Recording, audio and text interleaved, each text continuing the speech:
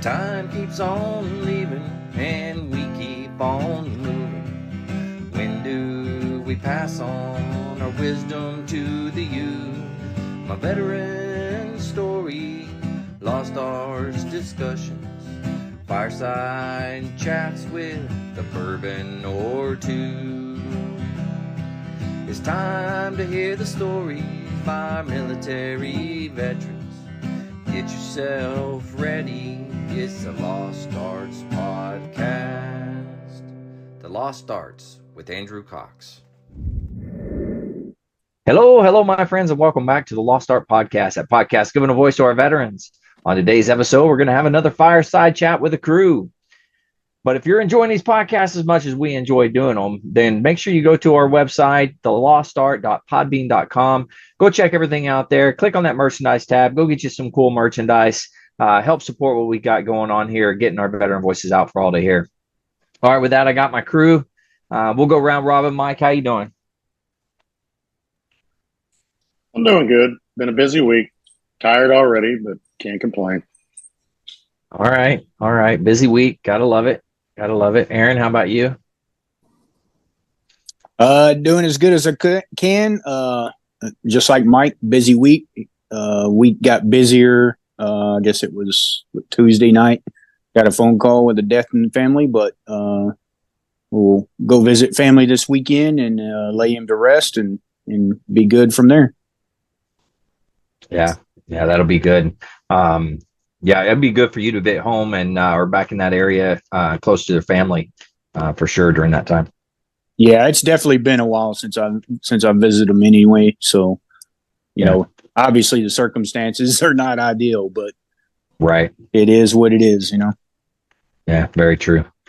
Mark, how you doing? Well, I'm doing good out here in California. The weather is just spectacular. It's about the upper 70s, low 80s during the day, chills down to about 65, 68 at night. No bugs, no humidity.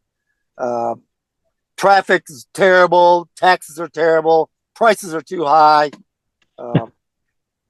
There are, so many. It's just unbelievable.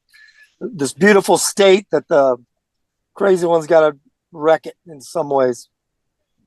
Price to pay for paradise. Yeah, pay that sunshine tax, I guess. I suppose so. Oh man, and there's a lot of sunshine there, so a lot of taxes. So yep. So this week, I figured we'd talk about some interesting things that happened or whatever. Gunnery Sergeant Fast Track in the Marine Corps for what is it, Signals and Cyber.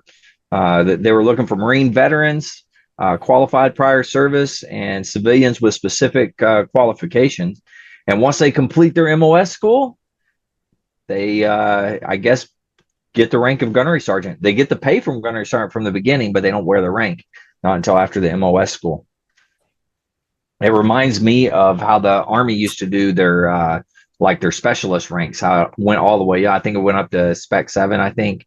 But they had a specialized track, and then you had the regular promotion track.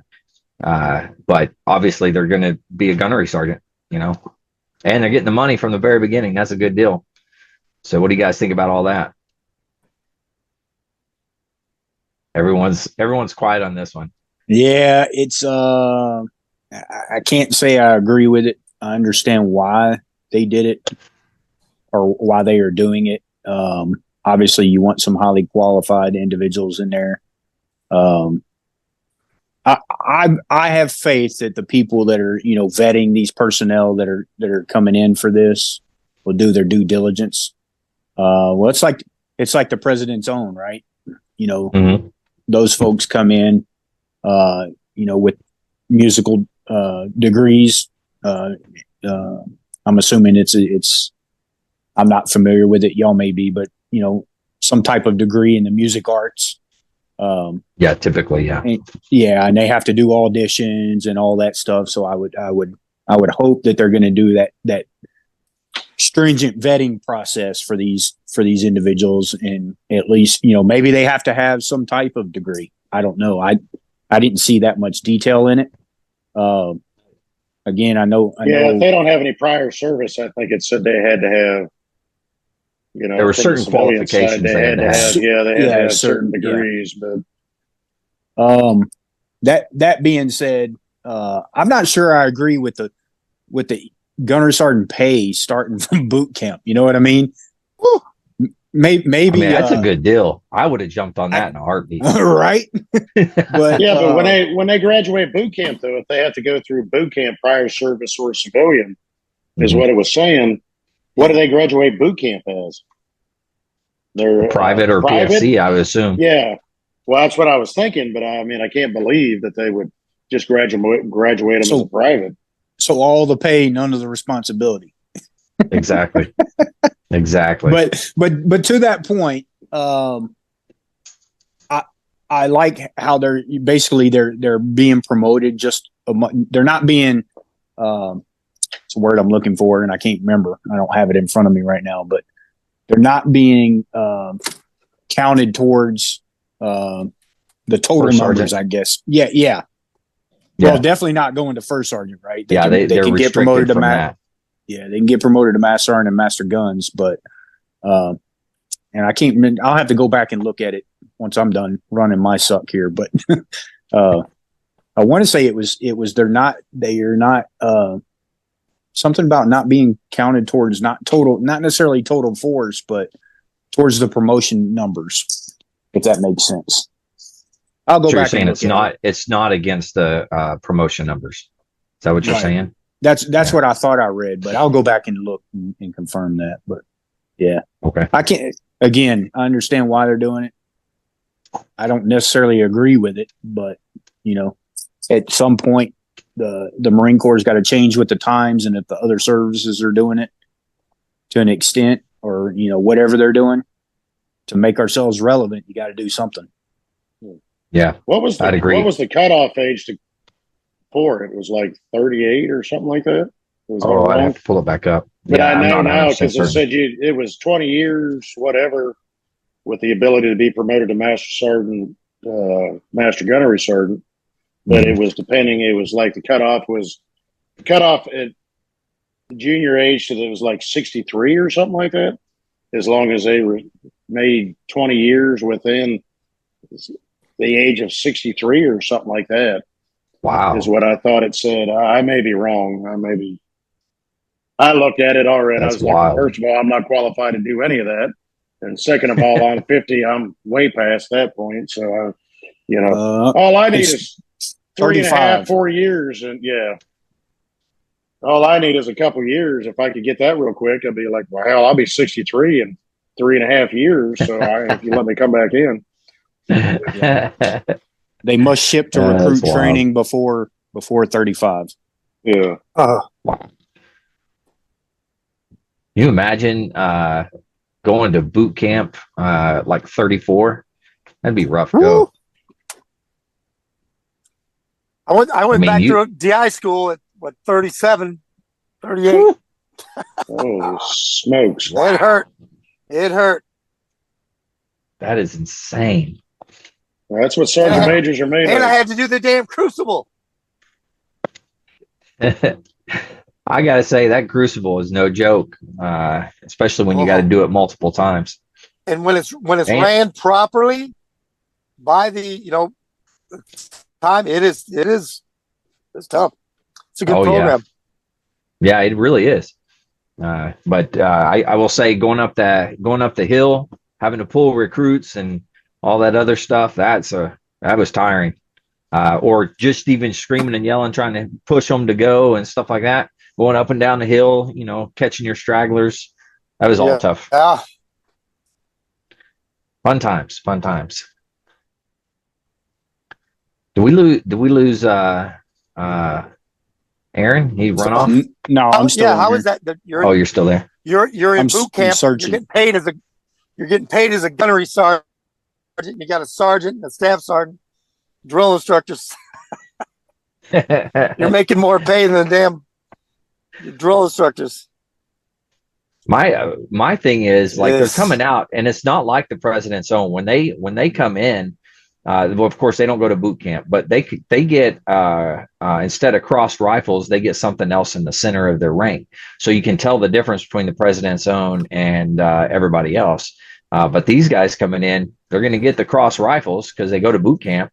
But I guess they pin on gunny right away, so that the young lance corporal or whatever sees a gunny, and a gunny is, usually a little wiser, been around the block once or twice, and then you got this other guy that comes in that maybe hasn't been around the block, and maybe doesn't even understand the Marine Corps if they're coming from the civilian side. But it could be strange. Well, that's my point with what I was thinking. I don't know how anybody else feels about it. Mark, you achieved as high as you could, and Andrew, you did. I think Aaron, you retired as what, a master sergeant? Yeah. Yep. But I mean, to me, as even in boot camp, or going to the School of Music, or finally being out, I wouldn't necessarily call it the fleet, but going out to my first unit in 29 Palms. To me, a gunnery sergeant was it. The gunny was God.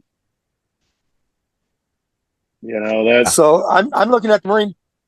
I'm sorry, I didn't mean. No, you're good. Go. Oh, I was going to say their initial. I found it. Yep. Their initial promotion opportunity will be based on non-competitive consideration, with the exception that PME is required. So they are going to go through the ranks. Yeah, but their first initial. Yeah, but their first initial is non-competitive. Okay. And everything after that, they have to earn with PME and all that, but it's not going to be basically not going to be counted against the numbers, Right? And because it's a given okay. whether they can earn it or not, Right. basically. Right. And the So article they're not just pinning on gunny, and they're only getting 10 Marines per MOS. So, oh wow, so Well, it's not I mean, they're going to flood the Yeah. system for the pilot program. Right. 15 grand signing bonus. I need to look at that in detail. If they let me keep my beard, I might apply for it. No, I'm just kidding. They probably you would. never know. You never know. They probably the shit. They're all you see so many Marines with no shaving chits now. It ain't funny. That is true. There's quite a few. Of all heritage backgrounds, it's unbelievable. Yeah, it's unbelievable how many beards are out there. Well, Andrew, I was still on active duty. They released a message basically saying that if they go to medical and get that shit, like, you can't question anything about it. Ugh. As long as they get that medical. Well, being on the Navy base right there, Aaron, me and you both, that was wild. It was Navy, and then the other one, Fort Story, was Army. But you would see, I mean, almost full on beards with guys, and not the Navy SEALs that were deploying and stuff. I'm not talking about those guys. I mean, average Joe Blow sailor or soldier out there. Exactly. Yeah. Yeah. It was wild. But, well, hey, D-Day. Speaking of D-Day, Mike, you're wearing your cool shirt there. Why don't you show everybody that? Tell us about it. It's a T-shirt from the Till Valhalla Project. They're a veteran-run organization. Their main and primary, I don't know what their ethics as far as with the company was, for veteran suicide, to bring light to veteran suicide, to bring light to mental health. And all the money they receive from the T-shirts, I mean, granted, they have to pay for overhead and everything they do, but the large portion of what they make from their T-shirts goes towards, they do plaques for veterans that have committed suicide. And, and it's not even a Navy extended. I don't know if it was necessarily just veterans or active duty, but, law enforcement, first responders, things like that. But their primary thing was, always veteran suicide. where, and their founder, and I cannot remember his name to save my life, and I have the T-shirt that says it, but it's something that I think Mark, you had said, I think Aaron, you had, I don't remember who all said it, but their philosophy is, as long as a veteran's name is still spoken and remembered, they are always alive. And they present, a plaque and everything, and they literally hand deliver it to the family members or whoever of that veteran. And every month, like I said, I would send screenshots to my wife and say, "Man, check this T-shirt out. Get this. I really like that. Hint, hint, hint. And she would order them, and I ordered one or two by myself. And she goes, "Why do you keep buying stuff? What do you expect me to buy you?" I'm like, "Well, I wanted it now. I didn't want to wait till Father's Day in January. And when I was in January, I didn't want to wait till socks June. And my tie. Yeah. So, but she finally got me their subscription, and I don't know how much it is. It's really not all that unreasonable, but you get their newest T-shirt or whatever T-shirt each month to wear, and they send you a book. It's a book, and it's got all the pictures of the veterans and everybody they've been able to serve and honor with plaques and stuff like that. And wow. Each month they'll throw they'll throw like an extra goodie in there, like a carabiner or, some stickers and stuff like that. But, they're a really good organization, and it really goes well with what, you talk about, Andrew, and they really support trying to help people and trying to stop the stigma of veteran suicide. Right. They really want to get it out there. So. Very good. Very good. I was going to the D-Day thing. You have it on your shirt there, but we got into the other thing. But let's go ahead and go into the D-Day. That was this week, and it's the 80th anniversary this year. And one of the ladies that was part of the Rosie the Rivetor. I don't know if you guys remember her, the woman in the polka dot dress, she got some guns on her and she's out there working or whatever, so the men could go fight. They honored this lady, Anna Mae. I don't know how to say it, Crier. I'm not sure. But honored her because she was 17, 18 years old.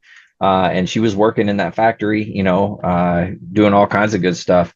There was a quote that she said, it said, "Us women built all that equipment, the airplanes, the tanks, the ammunition, and ships used in the Allied invasion of Normandy that helped liberate Europe from Adolf Hitler's tyranny. We weren't doing it for honors and awards. We were doing it to save our country, and we ended up helping save the world." I thought that was a pretty cool quote from her. But yeah, she's 98, I believe, if I'm not mistaken. Yeah, 98. And they paid for her to go over, and she got to see the ceremonies and all that type of stuff over there. But yeah, incredible. I don't know. Could you guys imagine, being somewhere the 80th anniversary of, being in Iraq or wherever, going over and checking those things out? That'd be pretty wild. I'm not sure I'll ever live that long, but it would be cool. No, most of us probably won't because of burn pits, but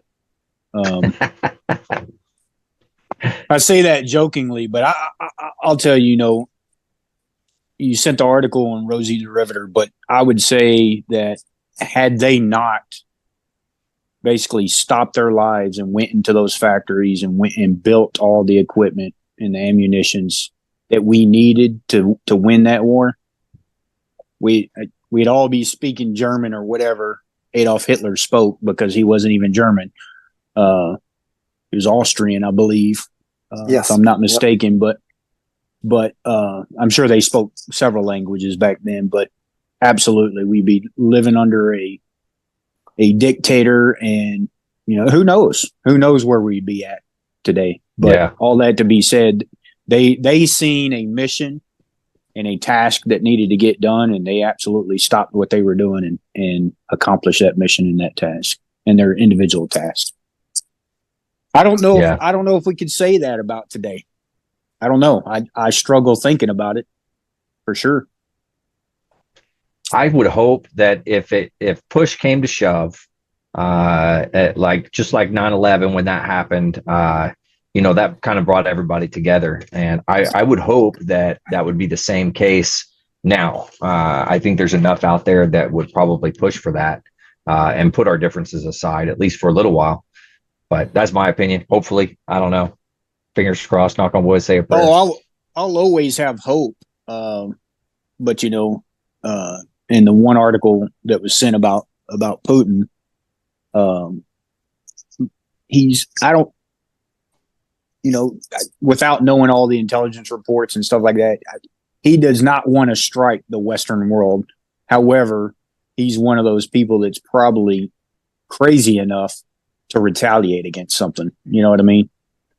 Yeah. Because there's nobody that can contain him. Right. That's what it comes down to.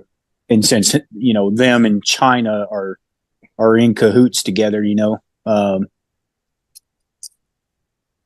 there's no telling what would happen. But I'm with you. I would hope that we could do that we could pull together as a country, and obviously, several nations of the Western culture. Yeah, for sure. Mike, you got anything? When you're thinking about back World War II, Korea, the parents of the World War II veterans, a lot of them were World War I veterans, where they, they knew how the country what the country had to go through, and all the deaths, all the casualties from there. So then they went through the Depression, and so those generations were just brought up. They were just had to be raised different. They had different priorities in life. Were just kind of eating, a lot of times, wonder where they're going to eat. It's so there's a hardness to that person. I would hope that the American, there will always be, it's just like the Marine Corps, the same type of people join the Marine Corps now as joined the Marine Corps 100 years ago.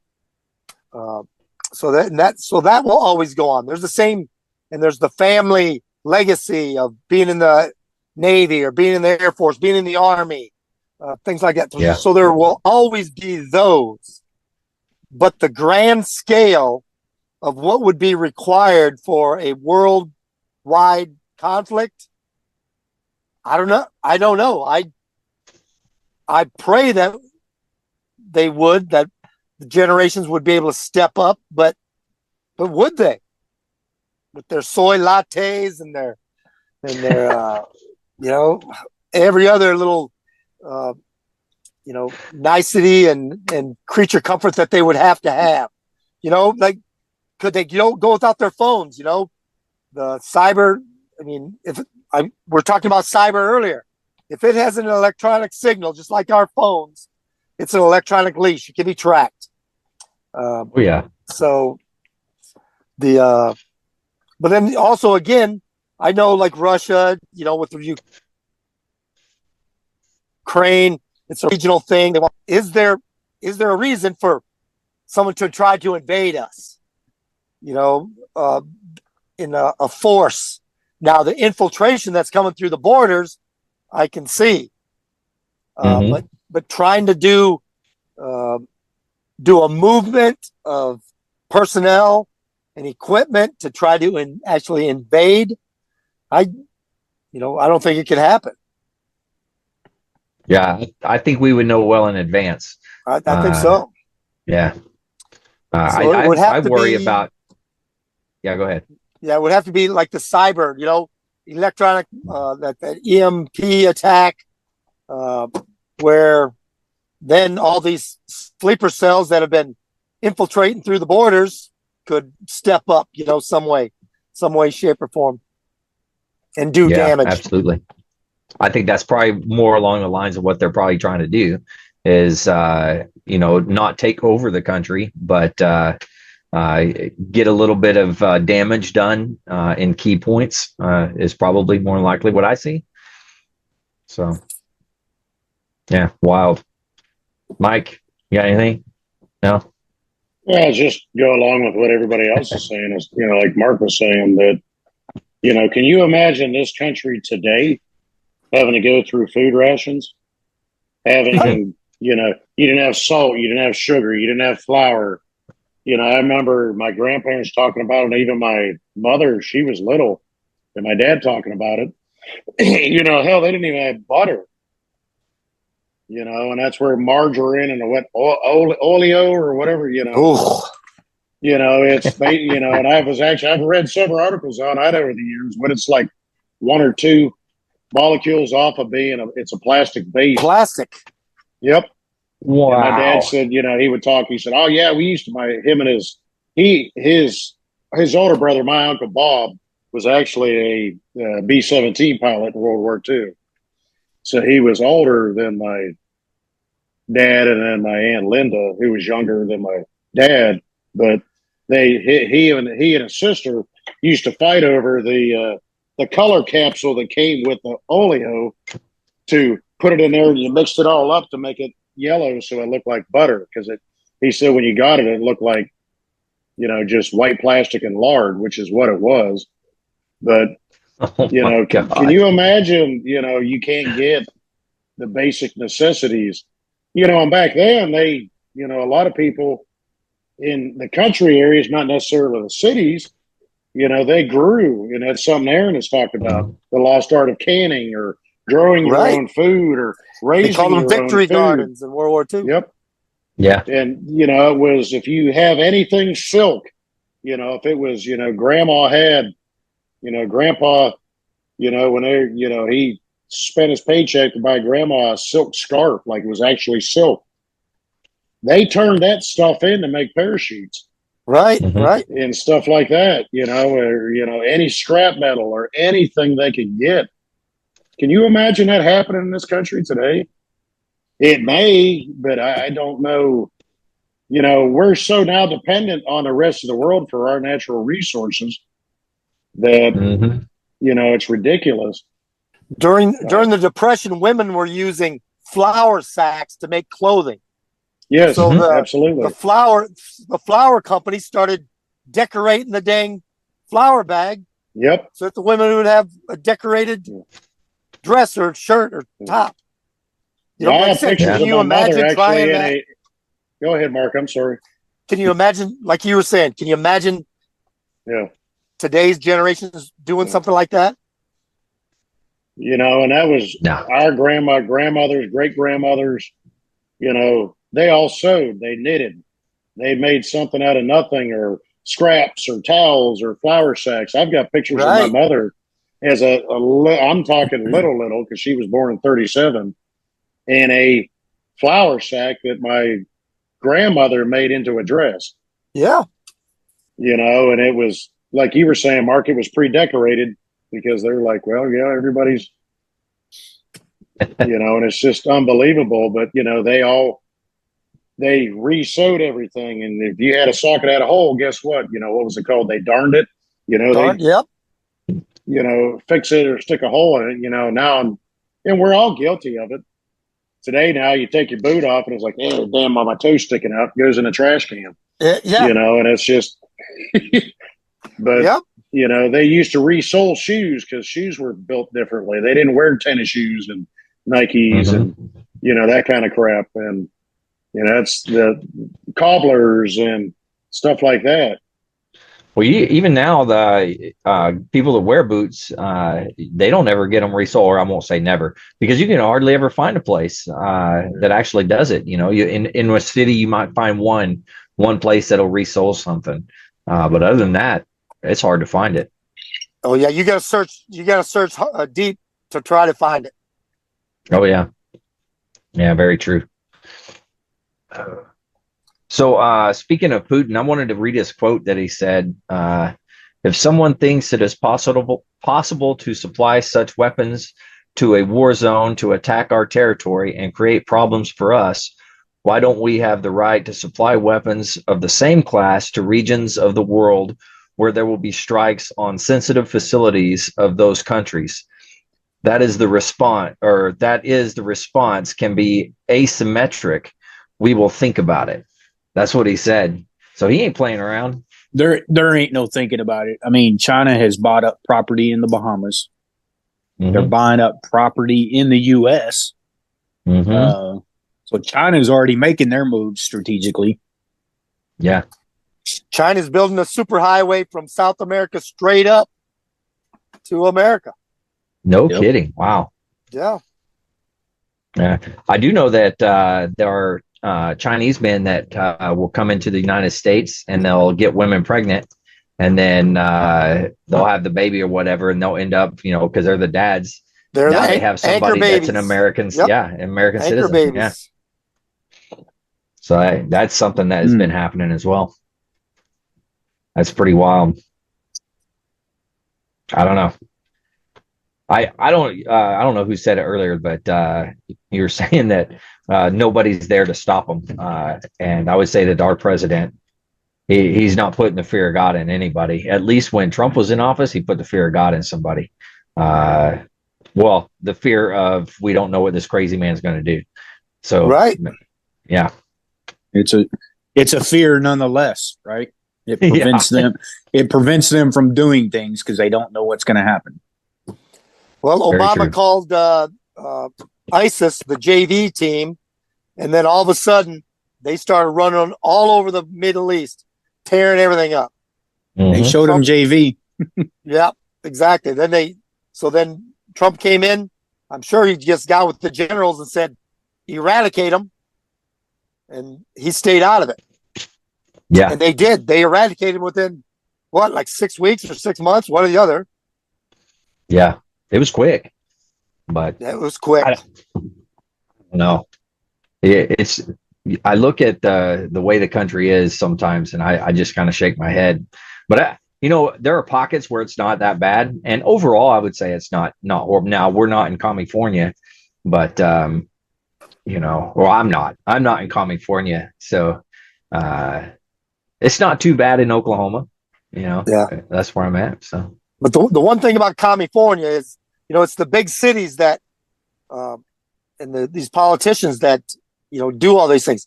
There are some great, hardworking country folk here in California. Oh, yeah. You go East County, San Diego, towards on your way to Arizona, you get out to East San Diego County. It's rural. It's ranches. It's some hardworking people out there.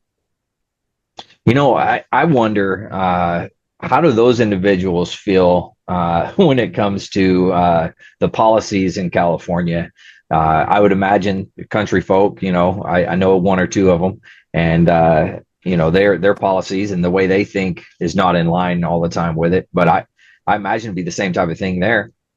Oh, it is. It is. Yeah. It's if you look at the political map, it'll show the blue in those big cities. Blue in the big cities with all the heavy population, but then the rural areas are all red. Mm-hmm. It's just the voting. Whenever it comes time for voting, it just doesn't add up. Because my question is, who's really voting in those big cities? Exactly. Who's really voting there? Probably all of us somehow. Yeah, somebody's putting our name in. Dead people, freaking. Yeah. That's one thing. That's one thing I think in Michigan and Wisconsin. Since Laura Trump and that other guy who took over the RNC, they're suing those two states about their voter rolls because those two states have way more people registered to vote than there's actual people in the states. Wow. So they're suing them that they have to clear out those voter rolls. Yep. Holy cow. And that's the big thing here in Georgia. And that was one of the big issues. There's no checks and balances. That you've got people registered to vote in multiple counties. Right. And, what's the fix? But, it's, once you're registered, are you registered, or should you have to register every 4 years? Well, and that's the concern. And It in would this depend on day and where age you of live. technology should be able to sort that crap out right away. Very You true. would think, but Should be. it all goes by driver's license, and because these people are not updating their driver's license. And in a lot of these areas, even Atlanta, there's people that live in 3 different places within a 365-day year. Yeah, that's and true. There's no address change. What is the fix? Yeah, because I honestly I've don't had know. on my driver's license. Now, granted, military is a little different, but I've had the exact same address since I was 16 years old. And once I moved out, it's been an Oklahoma license. I've just renewed it and kept renewing it every time it needed to do it. And I put the same address as Oklahoma address is where I grew up. I did the same thing until I retired. Yeah, me too. Yeah, I just went and got my ID and had to get it updated. It's the first ID that I've had where you got to see my cool beard in it. So that was a special moment for me. But, Andrew's in the picture.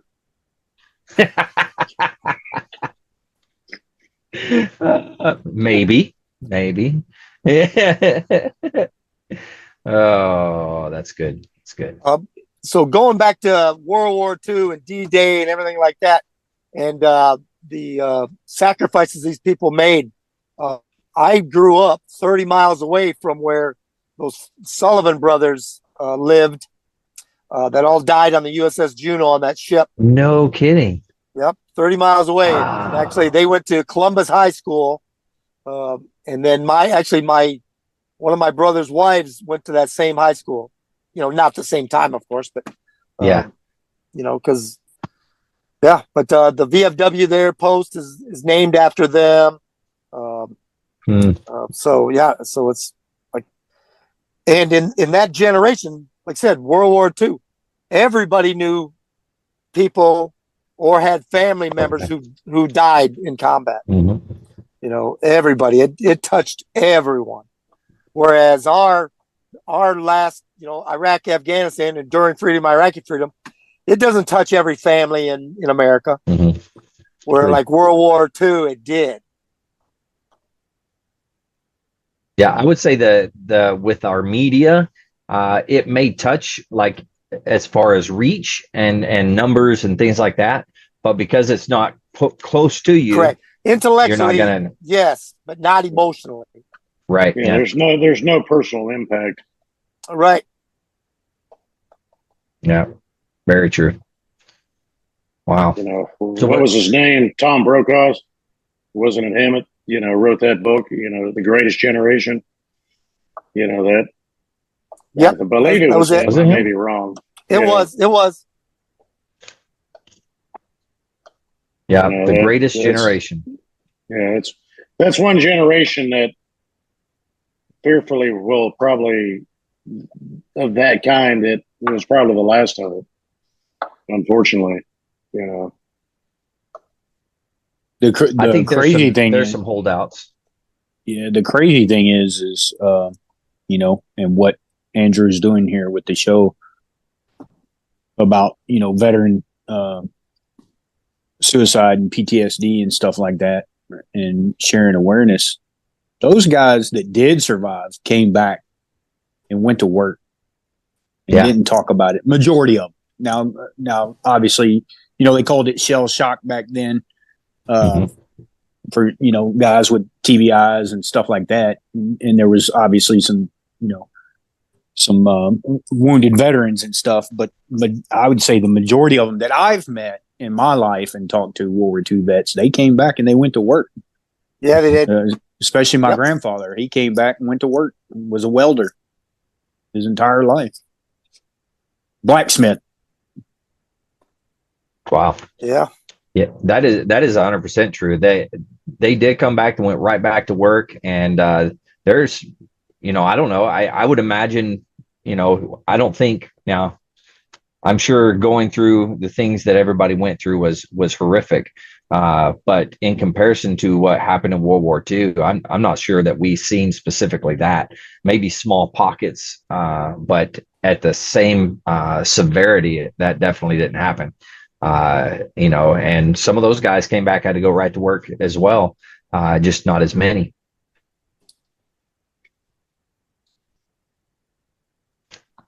So I'm assuming you guys have all watched Band of Brothers, right? Oh yeah, the miniseries, yeah. Mm-hmm. To watch that, and I remember when it first came out, right? It was right before 9/11 or somewhere in that time frame, and I remember sitting there watching it, just bawling. It's unbelievable to think, and you watched it all the way to the end. It was Dick Winter. They all, to see every single one of them and people they lost, and then to see them at that point, in today's world, talking about it or going back and stuff like that. It's just unbelievable to think. Yeah, they went back. They went back to Pennsylvania and went back to their hometown. And I forget what's his name. The one, he was like the intelligence officer or something with Easy Company or whatever it was, and he made a comment. He's like, "We lived through this. I'll work for you. I'll do whatever you want." He did. When he went back and worked his, went back, I think it was Lancaster, and worked with him and worked for him and was his best friend, and that was the sad thing, is they didn't get that. They didn't have that, they didn't have that opportunity. They were just glad to have survived all of that. And that's the big thing is, and in Vietnam was in its own way just as bad, because as long as it drug out, and, so was Afghanistan and that. But can you imagine 3 or 4 years continuously gone, separated from your family? Mm-hmm. You had, and mail, however slow it was, or flown over or shot down, or, stuff like that.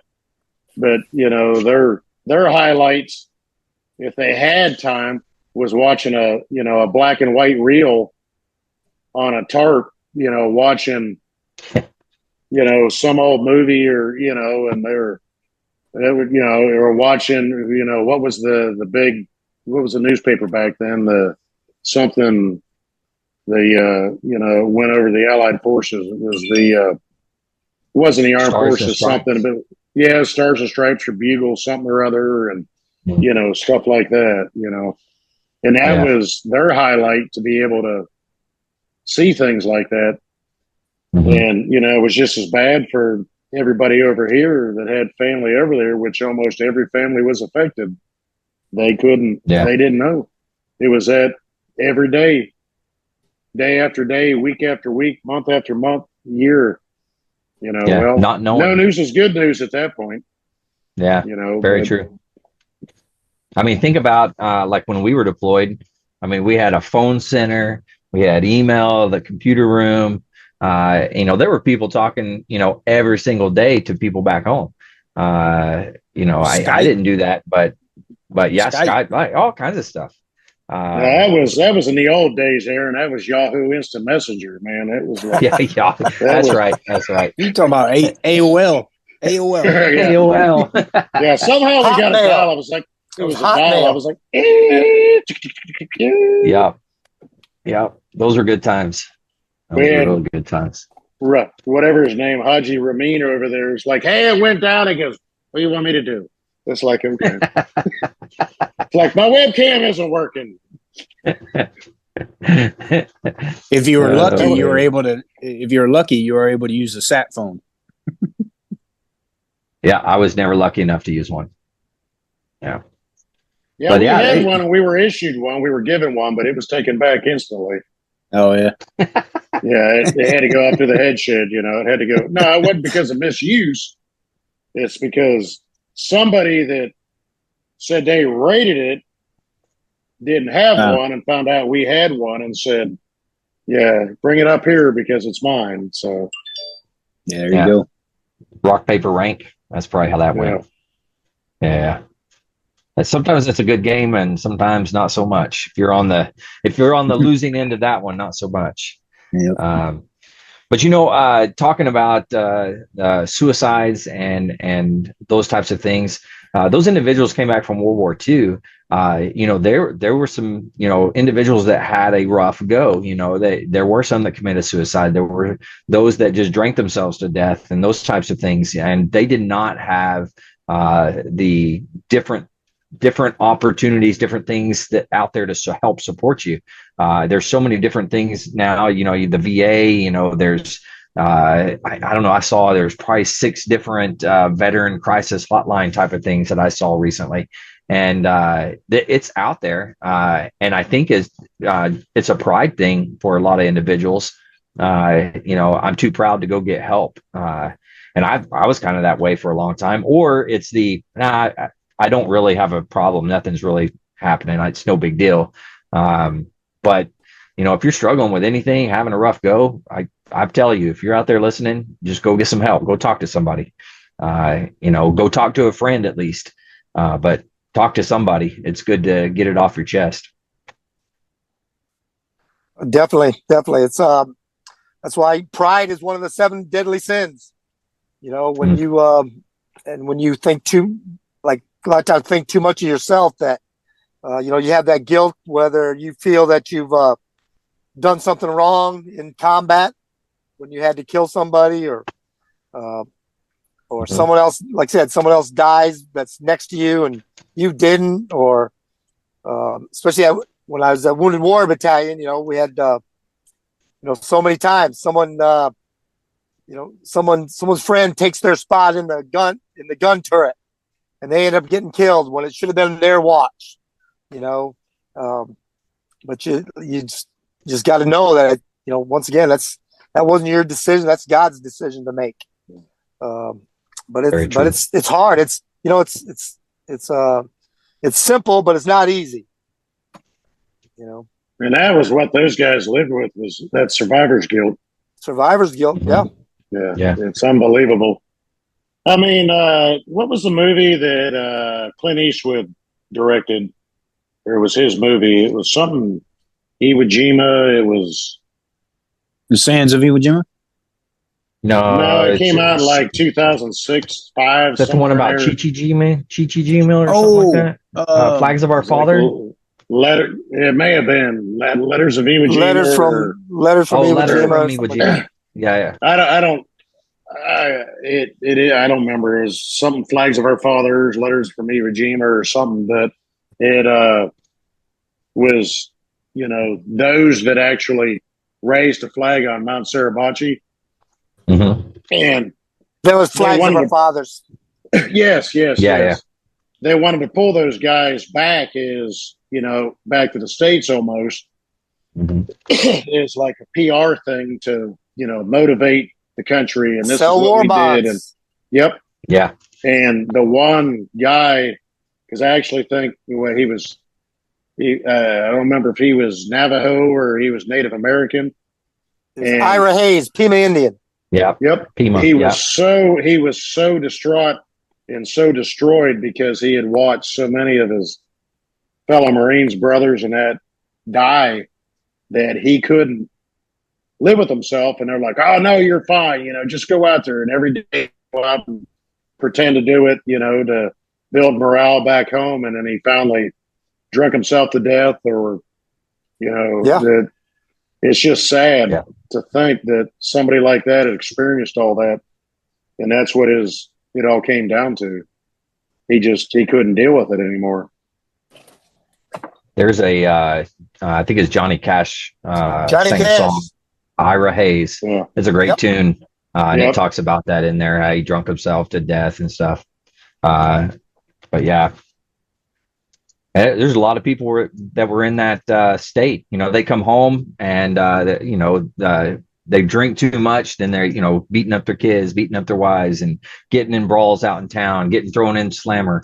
All kinds of stuff like that would happen. They didn't have the same things that we do, but I think nowadays, maybe not perfect, but much better than it has been in the past. When you talk about mental health for sure. I was going to say we definitely have what we have nowadays at our disposal as veterans due to them. Oh, without a doubt. Absolutely. From World War One. I mean, even prior to that, all throughout America's history, everything we've got is because of our veterans that died before us or that suffered before us. So, and we continue to improve. How America treated the Vietnam veterans. Oh yeah.